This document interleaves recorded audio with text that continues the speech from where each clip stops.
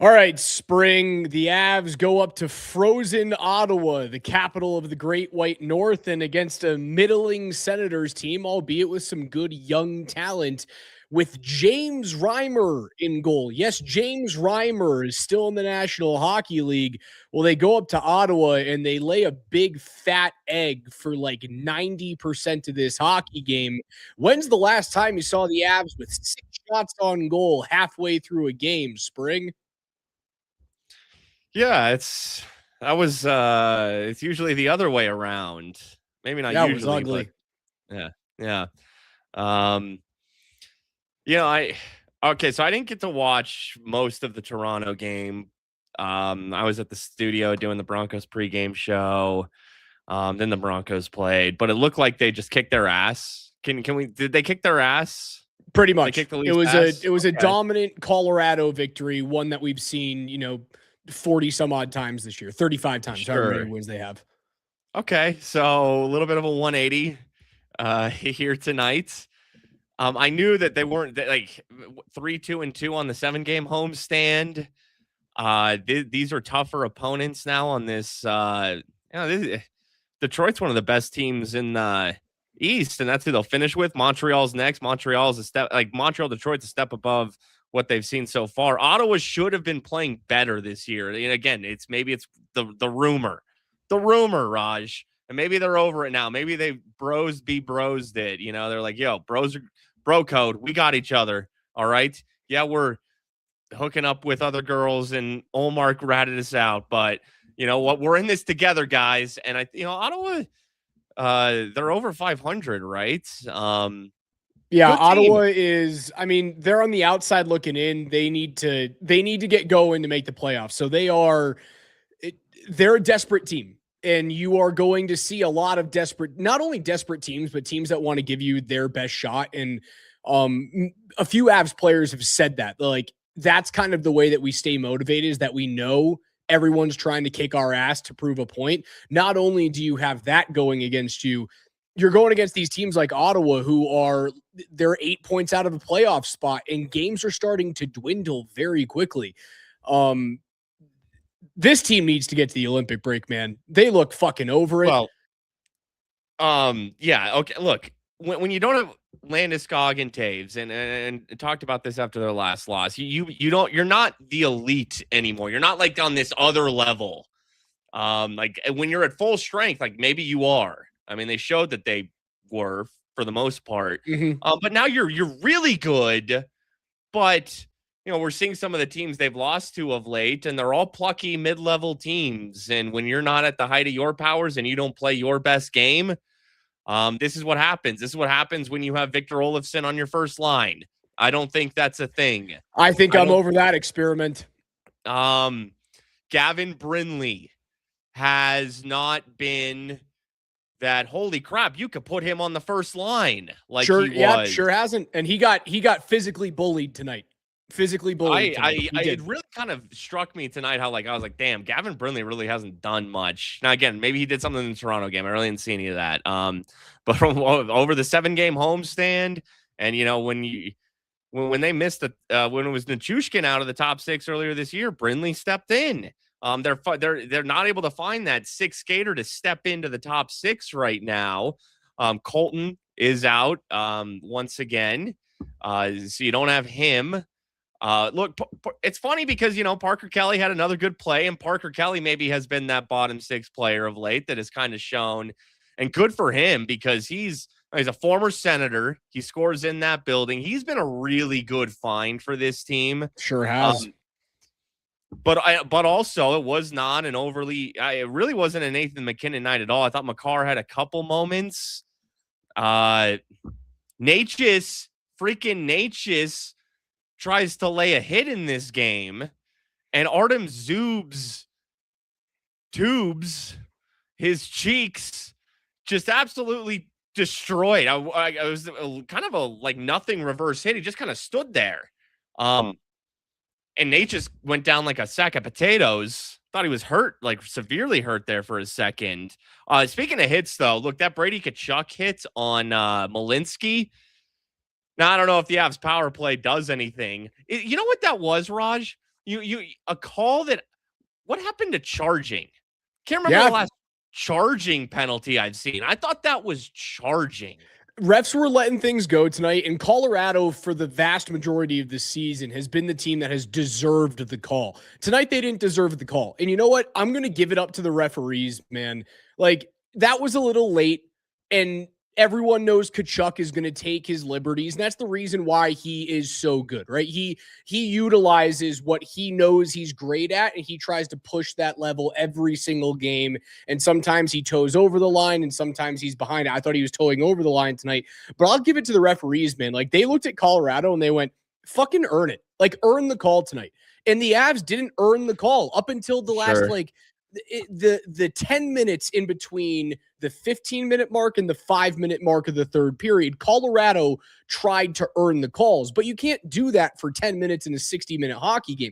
They were disinterested tonight. The top line was not good. Fire Olofsson into the sun when it comes to the top line. I'm fine with him as a middle six player or a bottom six player. He's been good enough this year, but get him off the top line. Middleton and Girard tonight were atrocious. Never do that ever again. Well, so Middleton, and man, it feels like all four of these goals until late, the ones that didn't matter, were all of these like stretch pass or like got behind the D. Yeah, actually, well, I guess the Nichushkin one was off of a little turnover, but the first three of this game were all kind of like deep passes. Middleton gets beat on one. And that's just, look, I mean, that's the price you pay. That was his first game of the season. That's why I forgot about Keaton Middleton, because I just subconsciously didn't want to see him again, because he just doesn't fit. He doesn't have the foot speed to play in this league. He doesn't. I get trying something different, though, and that's what's happening with Taves out, and they trade Solovyov. So there was a Sean. They gave Middleton a run. Okay. But I think Manson got beat on one of those stretch passes. Burns got beat on one of them. All of your big dudes got beat on a stretch pass behind it. All of them. Yeah. All three of them tonight. Yeah. And I'm not saying like the little guys were good tonight either. Like Malinsky missed 4 nets. Makar missed 2 nets. And then on a golden opportunity to tie the game, decides to try and slide one back to the only covered player. If he's going to slide a puck there in the third, you have to try and force the puck back toward a McKinnon. He tries to go, I think it was Nelson who was in the slot. I could be wrong. Shoot the puck, dude. Like, you're the best offensive defenseman that we've seen in a generation. Just be selfish once. Be selfish. Don't be selfish with your next contract, but be selfish with the puck. Thought McKenzie, look, the first one, the Cousins one. I think Blackwood is expecting him to kind of go to the forehand side, and then he just kind of shovels a backhand. And it makes me think like in shootouts, like just pretend you got a dude trailing you and come in with that like game. And the goalie, it kind of gets a little like, oh shit, like Blackwood is a little, oh shit there. I think expecting him as if it were a shootout, oh, he's going to take this back around. No, he just flips this little nothing backhand and goes through Blackwood. Other than that, he made some big saves in this game. Some huge, dude. Mackenzie Blackwood was the reason why you were within a goal in the last 3 minutes of the hockey game. Like he made some big saves. The score at the end, obviously with 2 empty netters, doesn't make it feel great, but like, what are you going to do on the Giroux goal? Like is Giroux a Hall of Famer? Giroux might be like Hall of very good. Yeah, I'd go very good, but I'd have to like look into his career. I'm not well versed in his numbers. He could be borderline. He's probably not, but like Claude Giroux in the middle of the hash marks with nobody on him is going to score. He's typically going to do that. Yeah. So like, I can't put that on him. The save that he makes on Brady Tkachuk tonight on the power play was ridiculous. I had a couple on that power play that Ottawa had. Yeah. He was good tonight. He was good. He was. So, and yeah, getting into a little rhythm here. He's been, you need consecutive starts to get into that rhythm. And so he hasn't really gotten that this year because Wedgwood got so hot to start the year that when McKenzie came back, he was rarely starting 2 consecutive games. But now that Wedgwood's wife has given birth and Wedgwood did get a little banged up before that, Um, Blackwood now with 2 straight starts, 3 straight starts actually, and that's where because he didn't look in rhythm against Philadelphia. He didn't look in. It looked like a guy who was not starting every night. It looked like a guy who was Correct. finding his footing.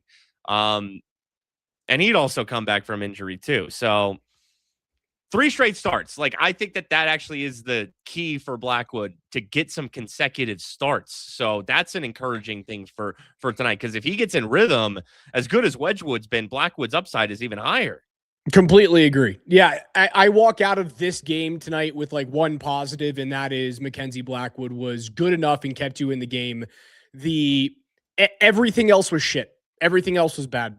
The first line was bad. The second line was okay. It's nice to see Nichushkin get on the board, but the defensive core was not good. The big dudes were bad.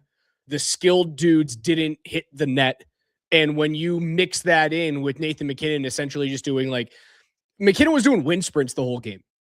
Yeah. And when you mix those things together with a lack of perceived energy or, give a shit meter, you're going to lose games to desperate teams. And that's what happened tonight. And that's the reason why I said a few minutes ago, man, this team needs to get to the break. They have to get to the Olympic break. Well, again, on Ottawa, like they're a team that can make a push here. Like, I had them as a playoff team, and there's enough season left. They just crushed Vegas 7-1 on Sunday in Ottawa. That's an impressive. I mean, I don't care what you're being Vegas 7-1. That's nice. I know that there's some losses before that for Ottawa, but still, maybe they're just getting hot right now. Tkachuk did miss some time this year.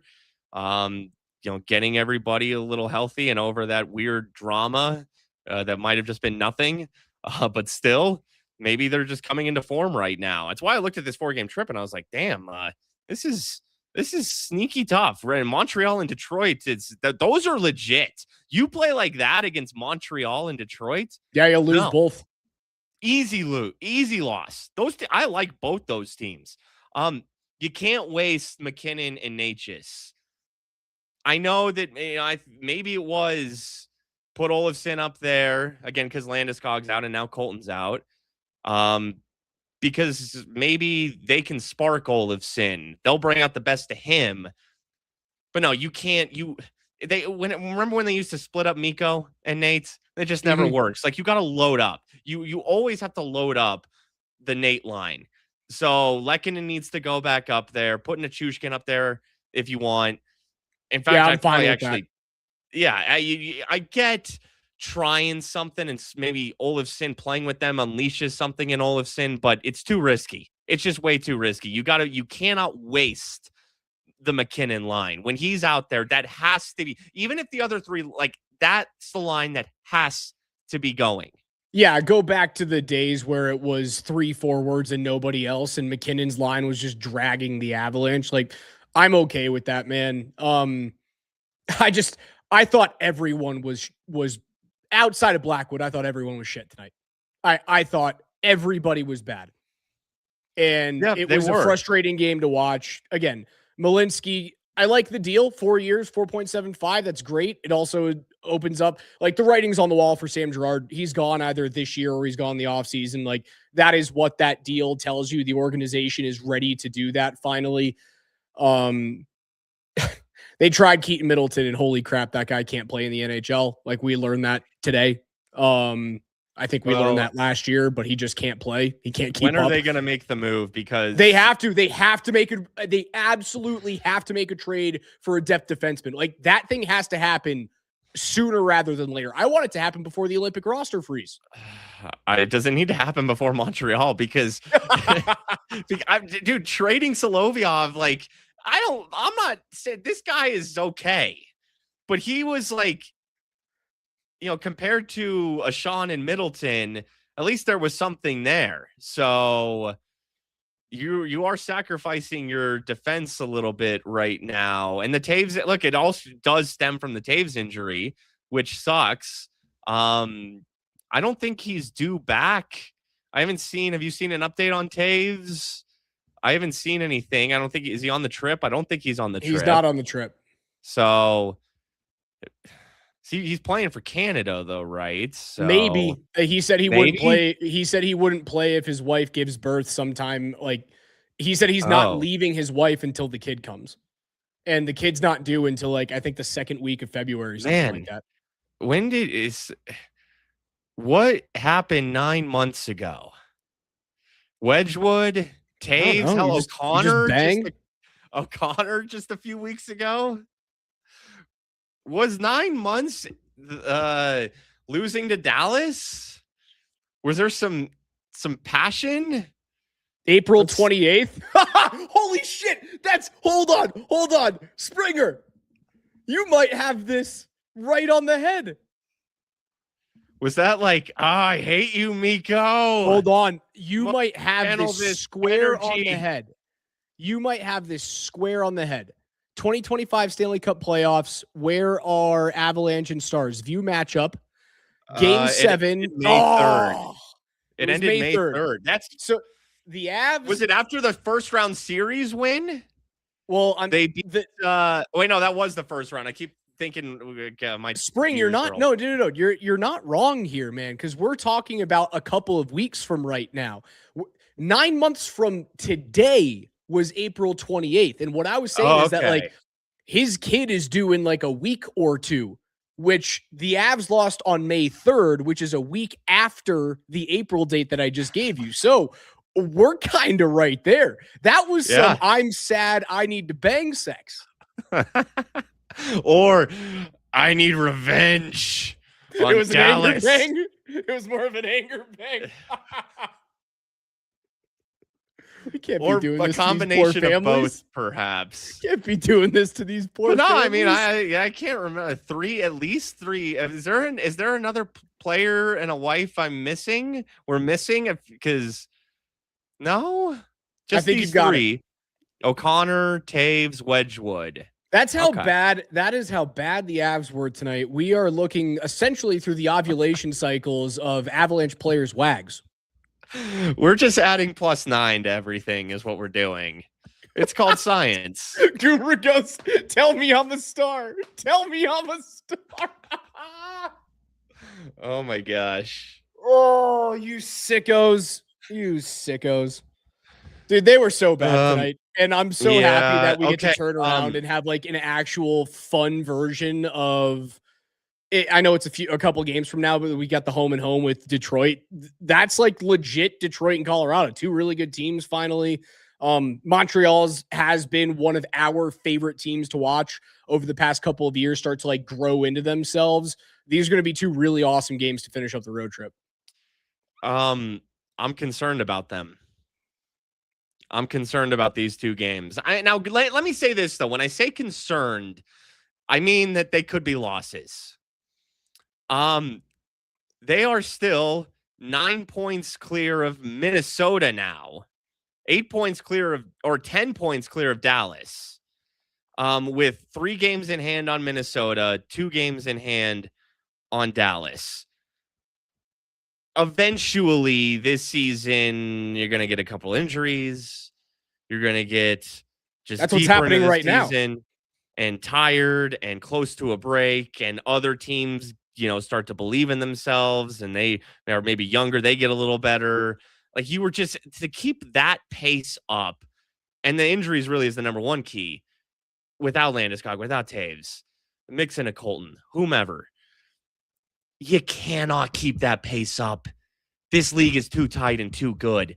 So right now, the Avs are a little vulnerable. And these teams that are coming into their, especially Detroit's really coming into their own. Like they have not let up, and Montreal's damn good. Dude, these are young, scrappy, hungry on their ice. It's still the top team in the NHL coming in. They're wounded. I'm a little concerned.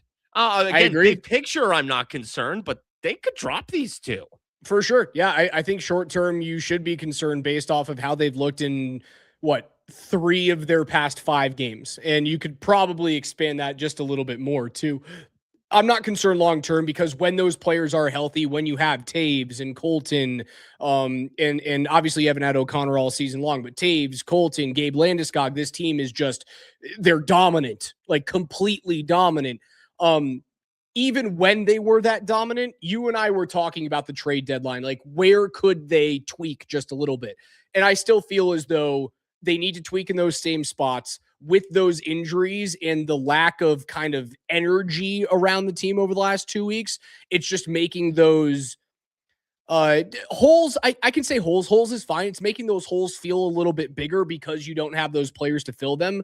And I have to assume that Chris McFarland, again, he was in Columbus tonight, but he wasn't with the team. He is out scouting.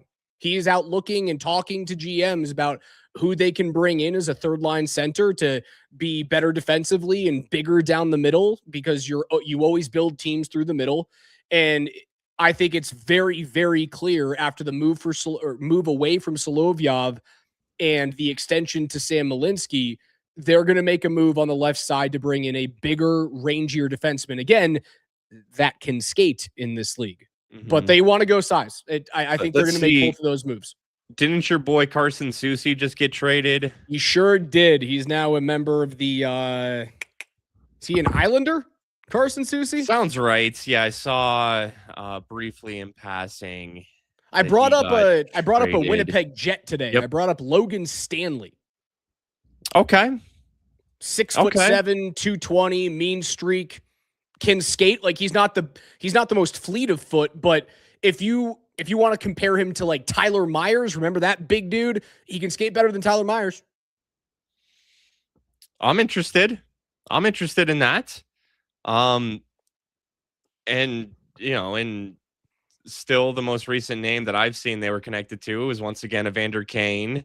But Artemi Panarin is not going to play for the Rangers so he's getting traded. They are protecting him from possible injury. You are not getting hurt. We are going to trade you, and we are making sure that we are getting good return on that asset. Probably not a fit, but shoot, I mean, you gotta know that Dallas and Minnesota are looking to make moves. I mean, they could be. Hey, you say Minnesota needs centers.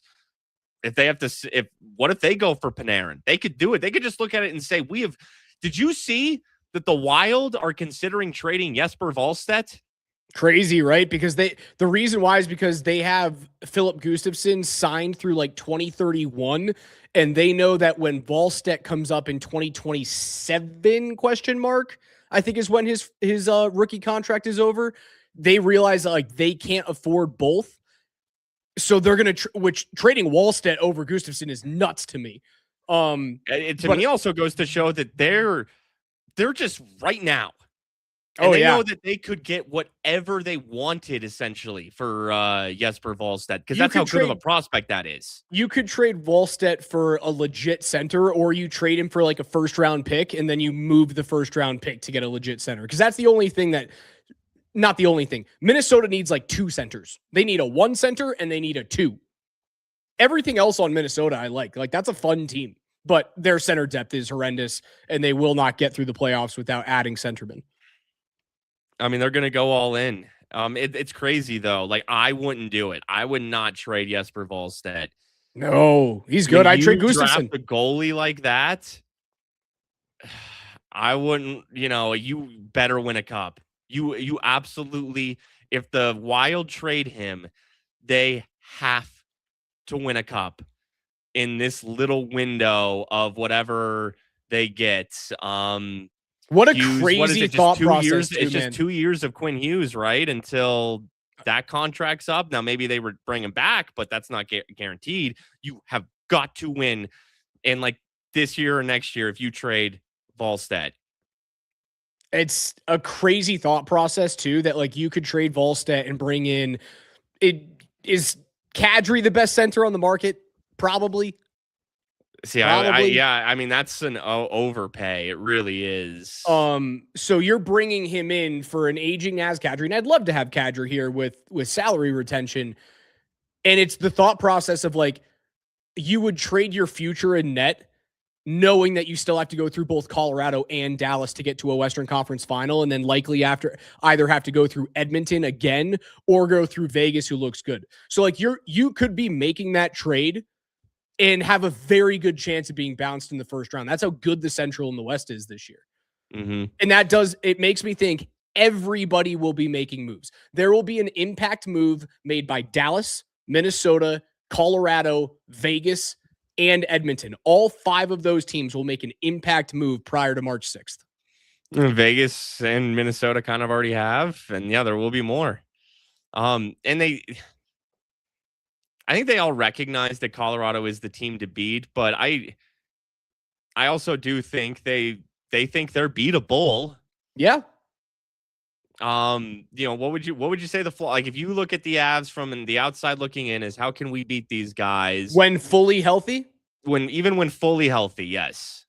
You can beat them. You can beat them on their bottom pairing D, and you can beat them if there is a lack of depth scoring. Like, if you take away the top line and just hope that depth scoring doesn't beat you, that's been the way that the Avs have gone out in the postseason the past few years. Now, we've seen Brock Nelson is scoring at a clip he's never scored at.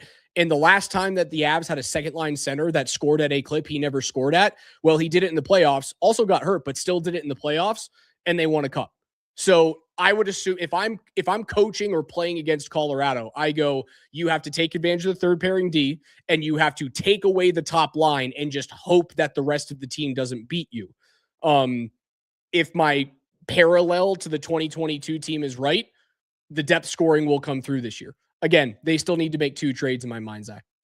Yeah, I would add you can out physical them. You can bully them, maybe maybe isn't the right word, but like if you brought in, let's say you're Dallas, you're Minnesota, you bring in a Naz Kadri, who, hey, he's got all the respect in the world for his former Avs teammates, but he's going to try to win. And if Naz gets that mean streak to him, look, say what you want, like Jamie Benn, is he a bag? Yeah, but he gets under your skin, those types of players who can nag at you for sure and kind of push you. This is why it's so important with McKinnon and Necas on that top line. That third skater has to be physical. So Landeskog can do that. He's come back into form. We saw that in his last few weeks before he got hurt. So Landeskog could do that. Nichushkin could do that. I would worry in the playoffs about having a Lehkonen up there. It has to be either Landeskog or Nichushkin, like some size that like makes you. Why does Lehkonen worry you in the playoffs? He's done nothing but show you that he gets it done. Like, he just does everything right. Because I want Lehkonen on the second line with Nelson and. But the second line last year was the second line last year with Nichushkin, Landeskog, and Lehkonen. Sorry, Nelson, Landeskog, and Nichushkin was your best line. They just didn't score. It was without a doubt. It was statistically one of the best lines in hockey at 5-on-5. You want to break that up? Because the reason Landeskog was on that line was because, well, before Landeskog got hurt, he was getting more run on the top line. I think the plan has been for Landeskog to be on the top line. Last year, he just come back. They were protecting him still. We saw it protecting the minutes. Like, he's ready to play when he gets back from this midsection injury, 20 minutes a night. I think he is. And he's just the perfect guy. Look, Lehkonen's scrappy, but look, considering where they're at now without Landeskog, fine. If you want to put Lehkonen up there, that's fine. But it's just still a little too small. Like, you gotta. Okay, that's fine. McKinnon has FU to him, but he's not. Gonna really you don't want him to be. You don't want him to do what Brady Tkachuk does. Because if he does what Brady Tkachuk does, he's not a 150-point guy. You saw Necas try to lay a hit tonight. Necas took his own hit. Okay, that's not Necas. That's not. They are flyers. They are skill. Now, McKinnon does have the FU to him, and Necas is tough. Don't get me wrong, okay? Necas is, I think he's trying a little bit more. Like, he's trying to get a little bit of advantage. He doesn't quite have it, but I appreciate him trying to, like, get it into his game. I do. Well, I love how he's just bought into the culture of this team, and he's like, he wants to win a cup. He's never won a cup. He sees his own level elevating. Like, he's become a star in this league almost, like that kind of like mid-upper level star. Like, people now know who Marty Necas is because of what he's done next to Nathan McKinnon. But yeah, that's why you gotta be Landeskog's health is so important. The top six health is so important. Because you got to have that size up there. Teams are going to think we can out physical them even in the top 6. They're going to make trades, man. And I don't think they're going to make trades for a non-baggy, ratty, physical player. I just think that McFarland has hopefully learned from past mistakes of like, this is how teams play us and we need to find a way to combat it. Right. And I do firmly believe that they're, because of the leaks that are coming out around the team of who they've been kicking the tires on. Like, I know a lot of people don't want Evander Kane, but when we talk about bags and physicality and stuff, that's kind of who Evander Kane is. So for me, that's proof that the organization has seen where they've failed, and they're at least kicking the tires on those types of players to bring in. Do I hope it's Evander Kane? No, I hope it's someone different, but it is telling me that they're like, yeah, we see this as a deficiency. There's something about it that I actually like. I'm just like, if Evander Kane, if he doesn't go, he's probably going to go to one of these 3 teams. Or hell, he could go to Vegas. Was Evander Kane once a Golden Knight? I don't think he was. Was he? I don't know. No, he was not. He was not. Okay. Kind of, maybe that's my future brain. Maybe he could be a Knight. But Evander Kane's one of those guys. It's certainly on the Oilers, because it's going to be one of these 5 coming out of the West. And he's probably going to one of the 4. I don't know if he goes back to Edmonton. So if the Avs face him, whether he's on Minnesota or Dallas in the second round, or maybe he goes to Vegas and it's in the conference finals, you play a team with Evander Kane on him, Avs fans are going to be like, fuck Evander Kane. Like, this guy's doing X, Y, and Z out there. I hate that guy. But guess what? That means it's a tight series. And that means that dude's getting under skin. And that means that it's effective. For sure. The other team has notched a game or 2 because of antics like that. So do you want maybe some of that on your side? Because Spring, there's a Kadri did bring some of that. Oh, he sure did. Sure did. Spring, there's a chance that when we come back, and we're gonna get out of here right now. When we come back on Thursday night after the Avs take on Montreal, there's a decent chance that there's a new Avalanche player. I mean, I'm sure that they're leaving Ottawa tonight being like, hey, Taves isn't back in the next few days. We're playing some tough teams. Maybe we got to do something right now. Maybe. Avs fall. They were flat. We were not. We were talking about the ovulation cycles and the bedroom happenings with the Avalanche and their families in late April and early May. Well, nothing's going to happen 9 months from tonight because they're in Ottawa. Well, I guess they do have to get on a plane. They're not coming back home. Yeah, you're right. This isn't a wives and girlfriends trip. Sure wasn't. We'll see how this road trip goes. Spring's been watching too much heated rivalry, eh? And then when they get back to Denver, like, what if they lose 3 in a row? And they're going to get back to Denver and, they're going to add to the population is what they're going to do. Get to the Olympic break, my friends. That's all we have to say. We'll talk to you guys on Thursday after the Avs take on the Montreal Canadiens. That's Spring. I'm Raj. It's Altitude 92.5. Love you guys.